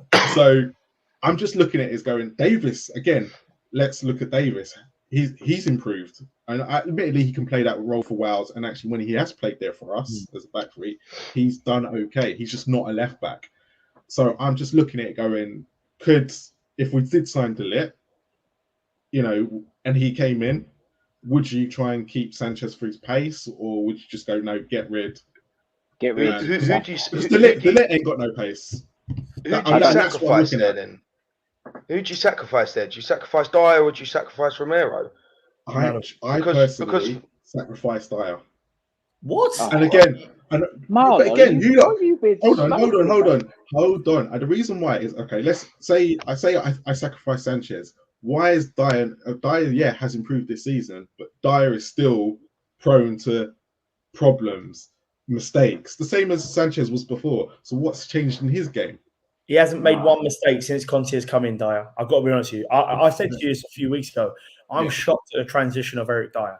And he actually looks like he's got a position. But Sanchez hasn't made a mistake since he thinks. Oh, yes. Made against Leicester was the first. But again, it's Tanganga. Everyone, you look at it, Tanganga. And Dyer's been out. We could say Tanganga, but who played the ball to Tanganga when he was playing right back? It was Sanchez. The ball was rubbish. It was nowhere near good enough. I know that Tanganga should have come to ball, but the ball was slow and it enabled them to score from it. So the point is, we don't see that from Dyer at the moment because he's playing the 3. He's a lot more protected by the 2 around him, and actually, it suits him a lot. Oh, by the way, I'm not saying Dyer's unbelievable, player of the year. Okay, but if you look at the Sanchez situation, I'd sacrifice Sanchez. Okay, but if you move Dyer to right or left, does he not make the same mistakes as Sanchez does as soon as you move Sanchez from right into the middle? Possibly, but can Sanchez play the central role? No. So therefore, no, he can't. He can't. Therefore, I would keep Dyer because I'm not going to allow Sanchez to play the central role. Yeah, but then you look at it. If we do go out and get De Ligt, and it would look like it would be De Ligt, Romero, and Dyer. How do you space them? How do you space them across the back 3? Because I've always looked at it that I would, in a perfect world, and to be honest, I've always done it on like Football Manager or whatever. But in a perfect world, you'd play 3 at the back, and you'd have a centre back who's just like a bully in centre back, and then you'd have a right-footed centre half who's a ball-playing defender, and a left-footed centre half.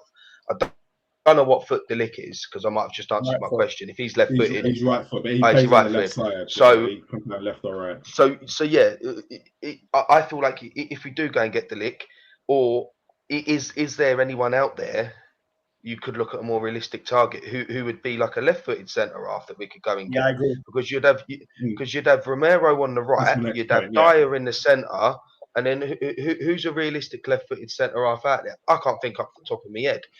But Carlos Diego. Oh shit! Yeah, that guy. I forgot about it. He's gone awfully quiet, and he looked like he was going Newcastle. Maybe I don't know. Like he's going to go anywhere in the next 5 minutes, but maybe get him in there. I don't know, but I'm just thinking that if we don't go and sign a centre, like forget Romero looks like he's going to be signed in the summer, so it will be Romero, Dyer, and then if we don't go and sign a centre half. Would you not upgrade Dyer? Let's be honest. Would you not upgrade him? Maybe with De Ligt, maybe, but then you got to then. There's a problem is you can upgrade Dyer with De Ligt because there'll be a similar player. But I agree with Matt.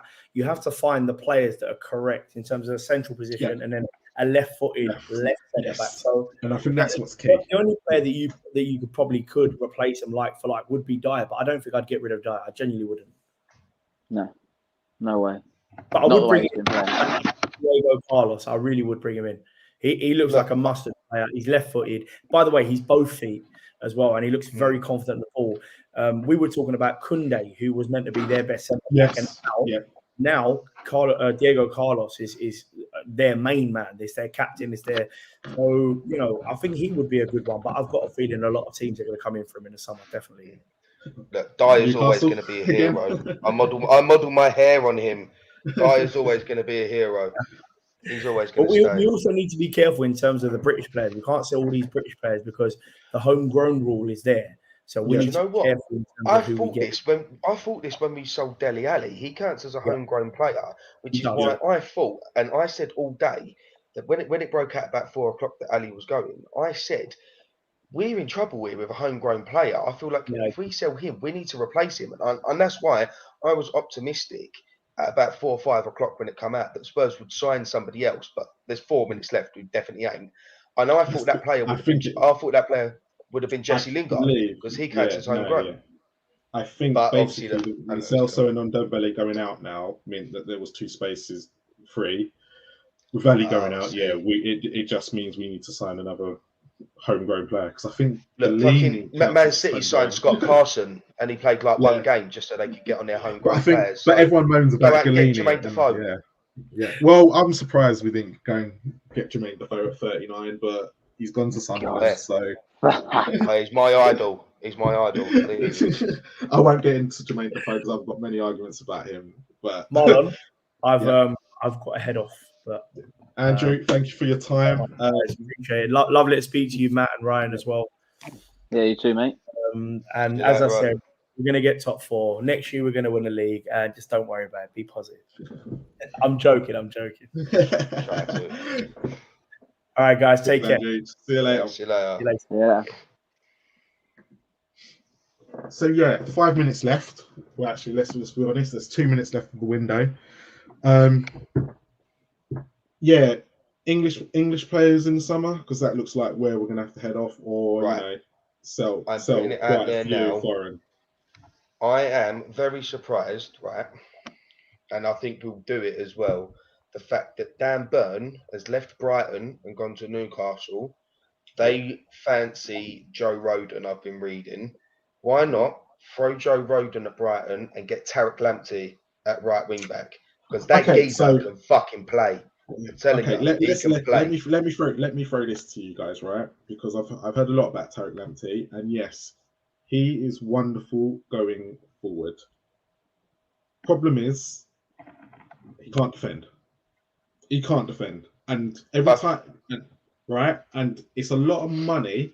If you think about Wan-Bissaka, can defend but couldn't go forward. Are you really going to realistically spend 50 million on a kid, right? That can't. One, gets injured a lot. Yeah, he's been injured quite a bit under Brighton. And 2, he's brilliant going forward, but actually, if he's left 1-on-1, a bit like Regulon, they just can't defend. Are you gonna take it, or do you need the best of both worlds? Unfortunately, I can't think off the top of my head. There's many wing backs out there that can do both fucking fantastically. Because it's what that along with centre midfield are the 2 hardest positions to play in football pitch because you're constantly back and forth. Yeah. So off the top of my head, I can't, unless we're talking elite like your Jordi Albers and all of them, like Danny Alves is. My question is, would you spend, right, considering he's a right back that can't defend, are you going to spend, realistically, would you waste 50 million on a right back, and not the greatest crosser either, and is he better than a Reece James? Probably not. Yeah, and this is what I'm looking at now. If Tariq Lamptey was 20 or 30 million, possibly, but he's a big chunk of change to go for someone that's 50 million and injury record ain't great, can't defend, but he's great going forward. And in a team that's always in a Man City would probably do well. But we're talking Spurs here. There's going to be games where he's going to be asked to defend. Are you going to wait? Are you going to really strongly spend 50 million on a player? And we don't know what he's going to be like against top European sides. Is my only question. And Ryan, I'll put that question to you. Yeah. Do you know what? I get what you're saying. He can't defend, but like Matt said, there's not many that can do both to the same level. Yeah. I just don't know how many other options there are at right wing back that we can go and get. Really, I can't think What about of many right wing backs. Basing it on homegrown as well. what It about is the a lot guy of at it is Southampton? a lot of money to put into a youngster, 21, 50 million. Yeah. May not be 50 million if you throw a player in, but Yeah. it is a lot of money to spend And on. Brighton have got to say yes at the end of the day, because Brighton don't have to sell him. But, they're the ones who've taken a punt on him. And I look at the guy, another Chelsea right back. The Chelsea are producing these right backs. We might have to go look at their academy. But is it Livermore at Southampton? Another right back who I'd probably say is probably slightly better than Lamptey because he can actually defend. They're never going to do business with us, though, are they? Ever.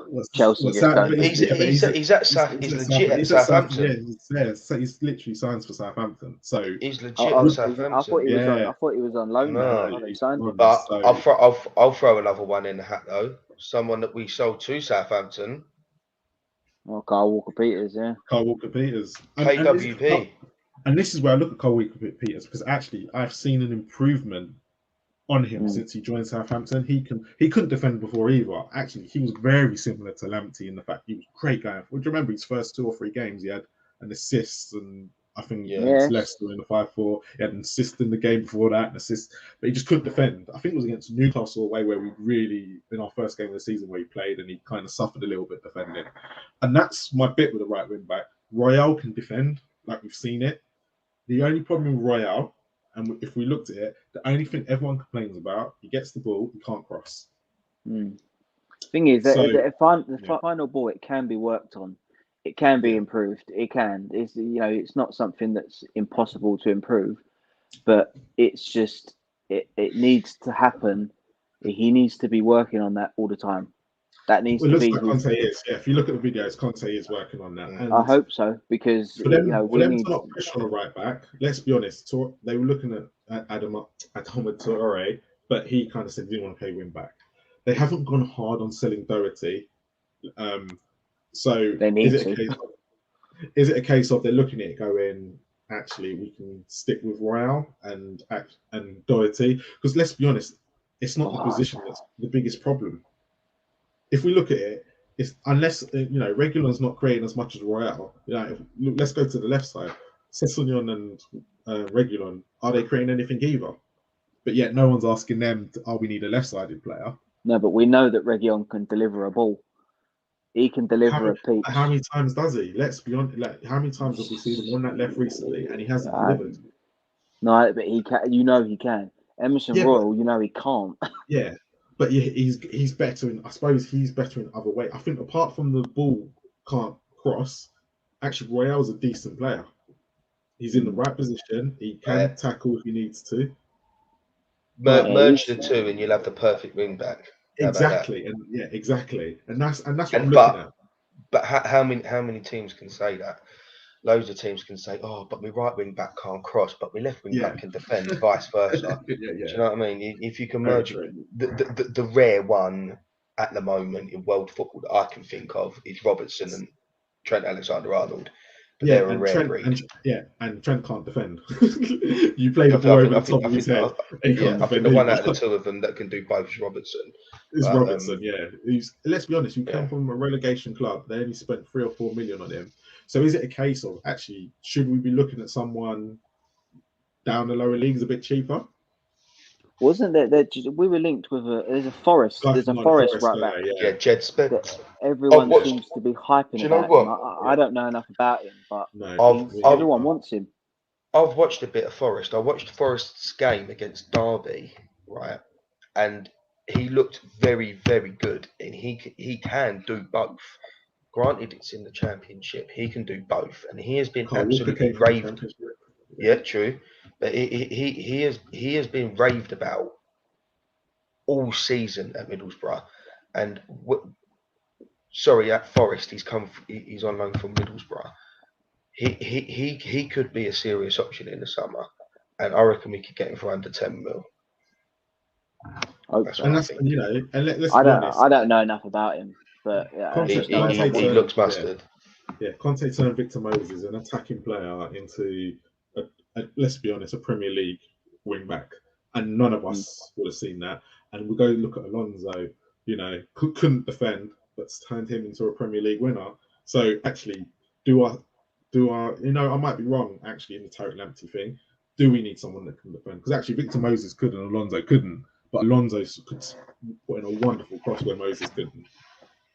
So, is it a case of actually just give Conte what he I needs? think our biggest position that we need to improve in the summer is a creative player, which I think we mentioned previously when Andrew was here, is Dybala.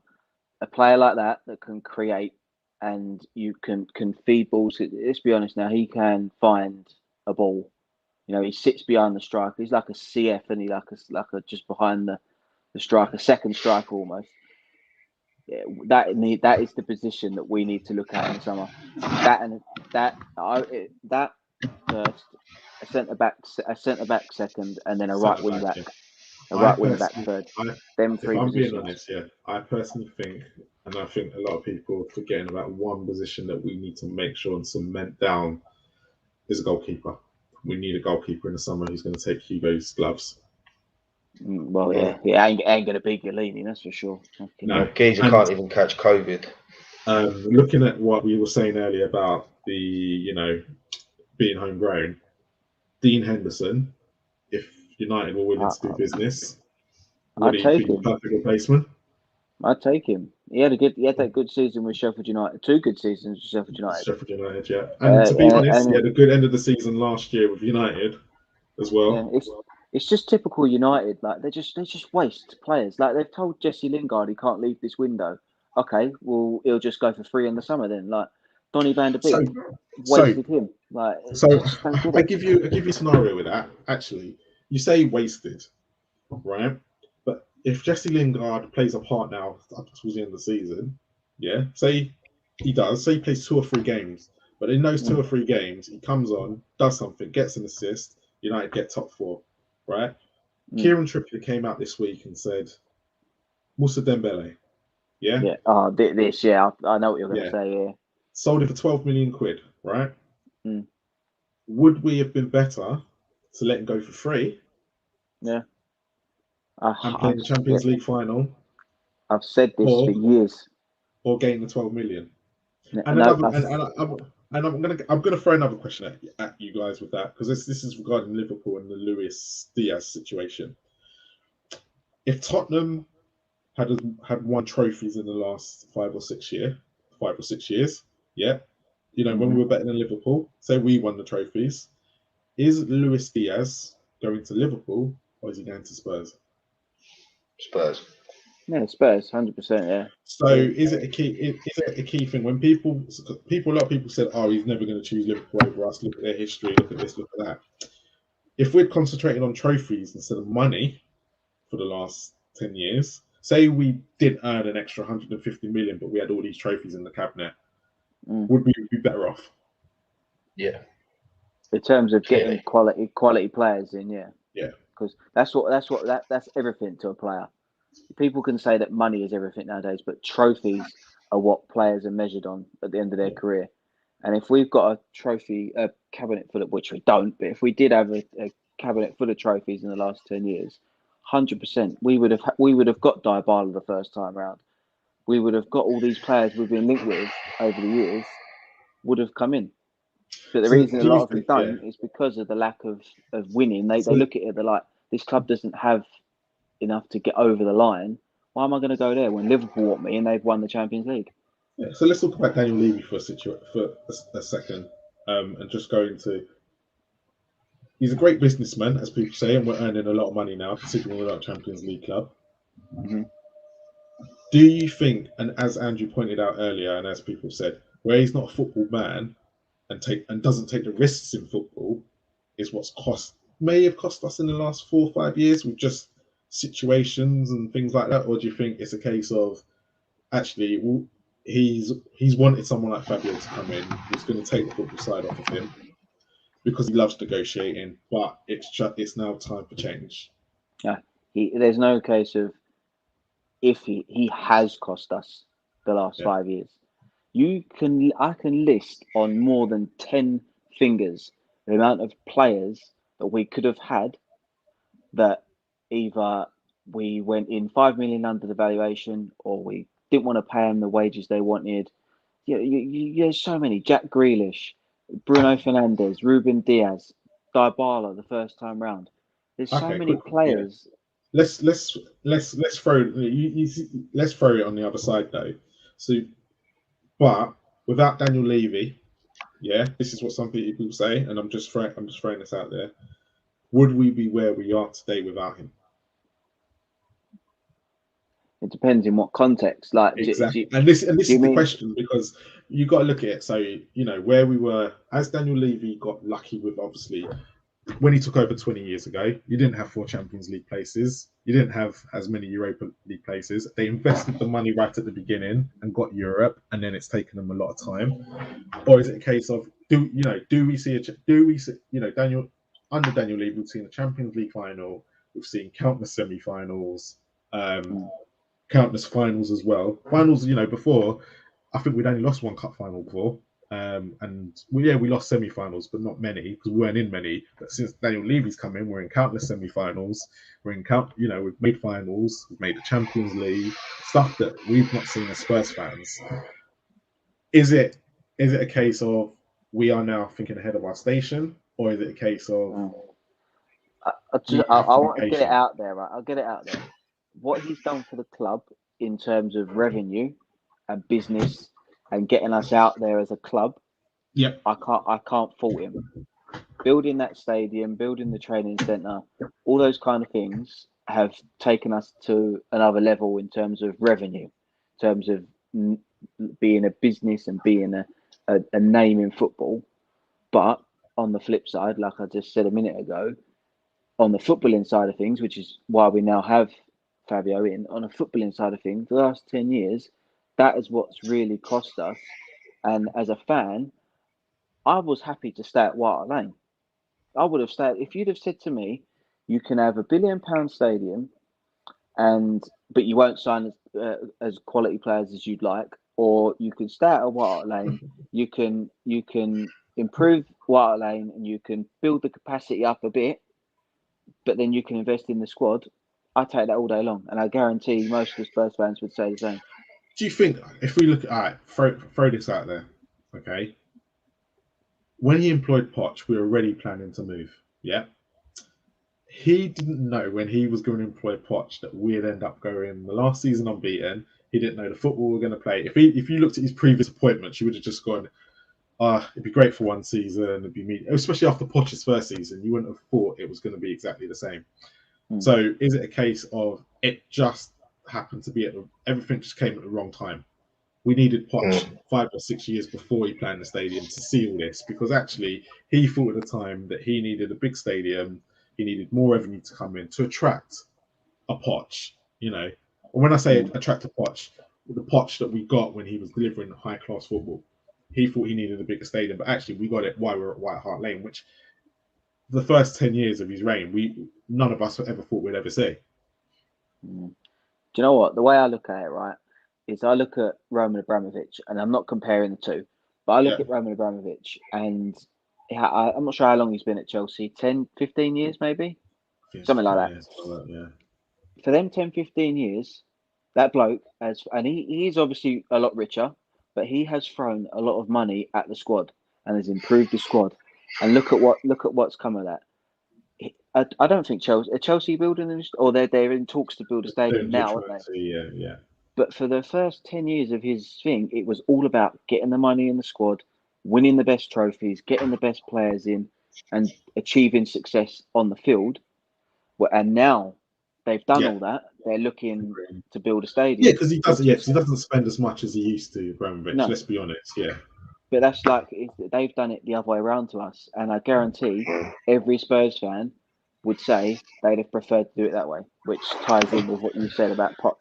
Poch, if he'd have come in 3 or 4 years before he did, more money would have been put in the squad. We would have won a few things, and then you can. Then I think you probably attract bigger players as well, because as we Liverpool won what in the last 4. Like I said earlier, remember back in the day when Liverpool weren't doing great, Sigurdsson and Dempsey were choosing choosing Spurs over Liverpool. You know, it was unheard of that's what I'm saying. at the time. But it's coming to play. But yeah, looking at the whole stadium situation, and obviously there was a protest outside the training ground today. Do you think it will grow legs, or do you think it will? And I'm going to throw this one to you, Matt. Or do you think it will start dying down? If we got top four, it will start dying down. Or do you think actually it's going to grow legs over time? No, to be honest, I don't think it will grow legs. I just think, I just can't see Levy or Joe Lewis selling up. I can't see it happening. I don't care if you've got 10 people, 100 people, 100,000 people saying it to them. I can't see them selling up. And unfortunately, we're going to be stuck in this rut, I feel, for which we have been in for a long time. We'll still be stuck in it when they're in charge, unfortunately. But I can't see it changing anytime soon. Ryan, I'll put this one to you. If I said actually Enoch ain't going to sell, yeah, but Daniel Levy's going to step down as chairman. Do you think that would please the fans a little bit more? That actually, because Daniel Levy's been the chairman for 20 odd years, well, maybe longer than that, or 18 or something like that. Do you think we just need to see a new voice at the top of the food chain? Daniel Levy will still be involved in some capacity, but a new. I will 100% leave you to answer that, because I am going to jump off of this, but I will 100% leave you to answer that, because you're going to get yourself into another hour conversation with him about this. Alright, so I will see you lot when's the next one going to be? Ain't going to be Brighton Wolves in it midweek. Only don't do midweek games. I think it's whoever it is after that. Thanks, Matt. And no worries. I'm going to leave you that question. Peace. And then we'll just wrap up the transfer window after that, and we'll sign off. Cool, man. So, do you know what? Would you take Daniel Levy stepping down, and he could still be involved in the club? It's a difficult question, right? Yeah. Because at the end of the day, the money doesn't come from Daniel Levy. All the money comes from Joe Lewis. Yeah. And Daniel Levy can only, and I get it, he can only work with the money that's provided by Joe Lewis. But I think the way that Daniel Levy has gone about things in terms of transfers and missing out on players because he's a tough negotiator, I think, it's a tough question. It's a difficult question.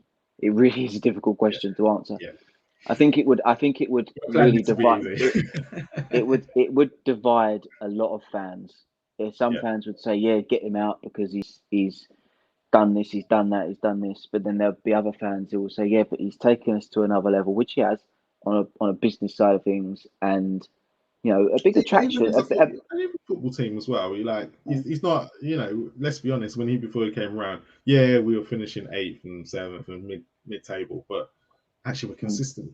Is it a case of? And actually, this is probably what I'm going to allude to. Is it a case of we can taste the success, we can see it, but every time that we seem to not taste it or not thingy, everything always comes down to a decision that Daniel has made with transfers, managers, and things like that. Is that more of the case in point? Is actually, Daniel's great, but he just hasn't yet, as Andrew alluded to earlier. It's the football side of things where he just needs to. Well, he can't teach a dog new tricks, as we pointed out. That's it. That's what I'm hoping Fabio will excel, and he has so far. I think he has been more of a success than not. I think there's still a lot to come from him, but I think that was the best thing that Spurs have done in the last 3 or 4 years, was employing someone who controls transfers, because Daniel Levy was not the man for that. Daniel Levy is the man you want to run your club from a business point of view. He is your man for that, and I will give him credit for that, right? But he is not the man you want to be controlling transfers, because I don't think he does. He can say he loves the club, whatever. If he does, he does. If he does, he doesn't. But we needed someone in who was going to know their stuff and know, and have all the contacts that Patrici's got. Yeah. Hundreds of contacts. Levy's not got that in terms of football and in terms of getting players in. You could build an 11, a starting 11 from the players that we've missed out on because of poor decisions before Fabio come in. You could build an 11 probably good enough to win a trophy that we've missed out on over the last 5 to 10 years. Good players. Take a manager to manage them though. Yeah, the one we've got now. Yeah. No, so I think I think Levy's just one of them guys. He's good for the club, but he's also and before Fabio come in, he was bad for the club. But I think now I just think we need to just see what happens in the summer. Is Fabio going to be given the funds he needs? If we get top 4, that papers over. It's fantastic, but it papers over a lot of cracks. The summer's going to be a big one, and I think if he's not given the funds, and we don't get the players in that we think we need, and Conte gets the ump and walks away, then that's going to cause a massive headache for that board. I'm telling you, huge headache. Agreed. And let's just wrap up the transfer window now that it is closed. And let's be honest, as we were talking about earlier, Arsenal weekend, Man United have probably just stayed the same. They've got Cristiano Ronaldo, the match winner. West Ham haven't signed anybody this January to take them over the line. So we're hoping, the Europa League and injuries will probably halt their success to top 4. Leicester are probably as inconsistent as we were under Nuno. So that's probably 2 signings. Happy. It is what it is. Or I'm happy. I wasn't, but I think we've done well to get in 2 players what look like quality. I can't judge them. I've not seen them play enough, but they look like they're quality players. Like Matt said, they don't. Bentancur hasn't played for Juventus as much as he has. He obviously not shit. Kulusevski, I've not seen enough of him, but he seems like him coming in will create a sort of like a buzz for players in that position. And like Lucas Moura, give him, not that he needs it, he's been fantastic, but it'll give him an extra boost to perform. It'll give Bergwijn, so the competition for spaces, it will lift players naturally and make them perform. So if I was to rate it out of 10, I would probably say a 5.5. I think we could have done with another player coming in. I think a centre half or a right wing back, but I think a 5.5 is if you'd have asked me 2 days ago, I'd have said a minus 5.5. But I think the fact we've got 2 players in, and we've been more successful getting the right players out than getting them 2 in. I think we've been more successful in that. And Ndombele needed to go, had to go. Lo Celso, I think I've seen things like that. He doesn't get on with Conte. Yeah, so if that's the case, Conte's not going to keep him. He's got to go. Dele Alli's needed to go for the last 2 summers. He's gone.